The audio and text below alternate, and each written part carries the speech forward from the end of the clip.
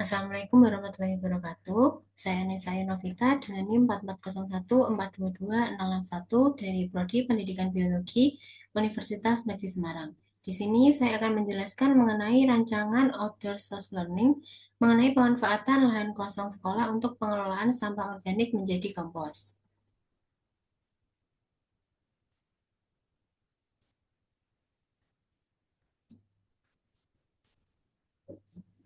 Yang pertama mengenai latar belakang, jadi outdoor learning adalah pembelajaran di luar kelas yang memberikan pengalaman nyata bagi peserta didik. Kegiatan ini akan memanfaatkan area belakang sekolah sebagai tempat praktik pengelolaan sampah organik. Dengan membuat kompos dari kantin, peserta didik tidak hanya belajar tentang daur materi dalam ekosistem, tetapi juga peduli terhadap lingkungan sekitar. Kegiatan ini melibatkan peserta didik untuk keluar dari kelas dan belajar secara aktif, kreatif, dan kolaboratif. Sampah organik sekolah, terutama dari kantin, seringkali belum terkelola dengan baik. Melalui kegiatan ini, siswa tidak hanya belajar proses daur ulang bahan organik menjadi kompos, tetapi juga mampu menerapkannya di rumah dan juga masyarakat. Kemudian, pemanfaatan ini dipilih karena relevan dengan isu global, kemudian akan membentuk karakter siswa dan juga menggunakan potensi lingkungan sekolah.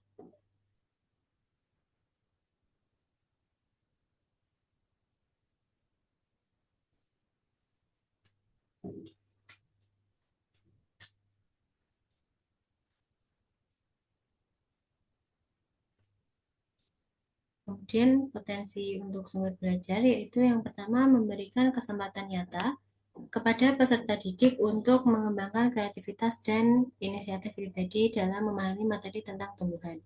Kemudian membuka ruang bagi siswa untuk mengeksplorasi potensi diri baik dari segi pengamatan, keterampilan, keterampilan merawat tanaman dan juga cara berpikir ilmiah. Kemudian menyediakan media pembelajaran langsung agar siswa dapat merasakan pengalaman otentik. Kemudian mendekatkan siswa dengan konteks kehidupan nyata sehingga mereka dapat memahami bahwa tumbuhan tidak hanya dilihat dari teori. Kemudian untuk manfaat sumber belajar, dalam segi kognitif yaitu meningkatkan pemahaman siswa tentang ekosistem dan daur materi. Dari segi afektif, menumbuhkan kepedulian terhadap kebersihan dan kelestarian lingkungan. Dari segi psikomotorik, melatih keterampilan membuat kompas, observasi, dan pencatatan. Kemudian dari segi sosial, membangun kerjasama kelompok, saling tanggung jawab, dan dalam pembagian tugas. Selanjutnya, untuk segi kewirausahaan, yaitu membuka peluang pemanfaatan kompas untuk kebun sekolah atau penjualan terbatas. Selanjutnya yaitu untuk tahapan penyusunan outdoor learning. Yang pertama yaitu penetapan tujuan. Kemudian yang kedua perencanaan kegiatan meliputi observasi dan pembentukan kelompok, pengumpulan dan pemilahan sampah, kemudian pencacahan dan pencampuran bahan, kemudian fermentasi dan juga evaluasi. Kemudian langkah yang ketiga yaitu penyediaan sarana dan prasarana, kemudian penetapan lokasi, kemudian pelaksanaan, yaitu merupakan kegiatan ini dijalankan dalam bentuk kelompok kecil dengan pembagian jadwal mingguan. Kemudian yang terakhir yaitu refleksi dan evaluasi.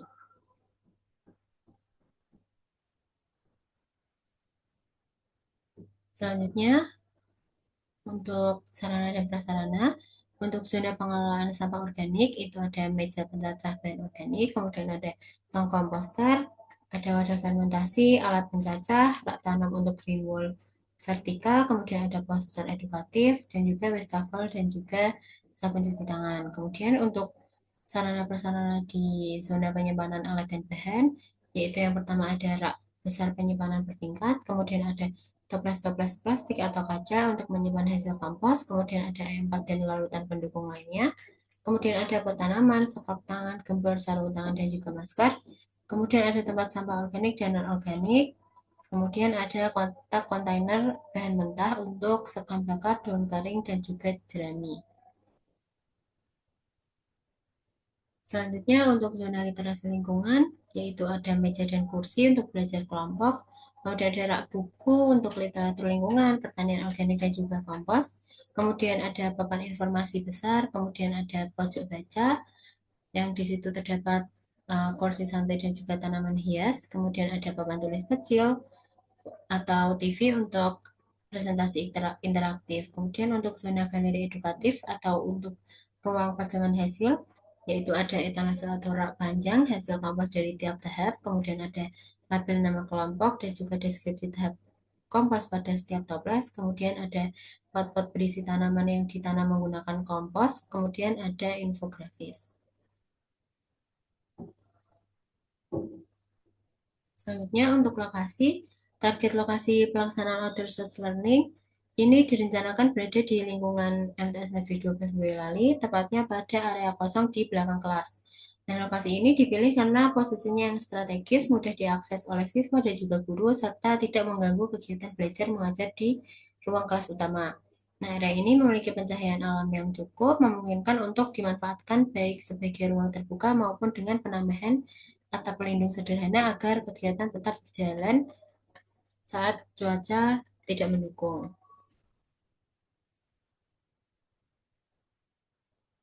Kemudian untuk peluang dari perencanaan ini atau peluang dari pemilihan lokasi ini yang pertama yaitu mudah diakses oleh guru, kemudian memiliki pencahayaan alam yang cukup, kemudian dekat dengan sumber air sehingga memudahkan perawatan komas dan juga pembersihan area. Kemudian memiliki potensi pengembangan jangka panjang seperti penambahan area tanaman sayuran, pojok edukasi lingkungan, dan juga ruang baca luar kelas.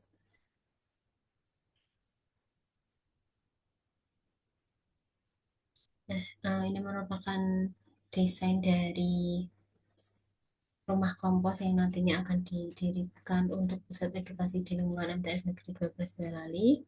Bangunan ini akan menjadi tempat utama dari kegiatan pembelajaran luar kelas yang dikembangkan ke dalam ruang formal edukatif. Untuk zona fungsionalnya, yaitu yang pertama ada zona composting, merupakan bagian utama bangunan ini untuk area pengelolaan kompos. Nah, nantinya siswa akan belajar membuat kompos dari sampah kantin atau taman sekolah. Kemudian ada zona edukasi visual.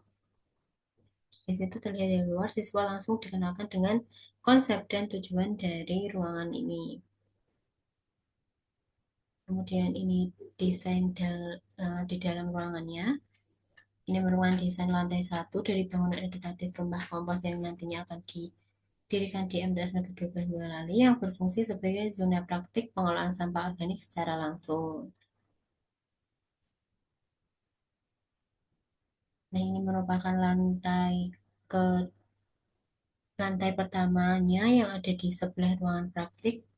Ini masih lantai pertama untuk bangunan rumah komposnya.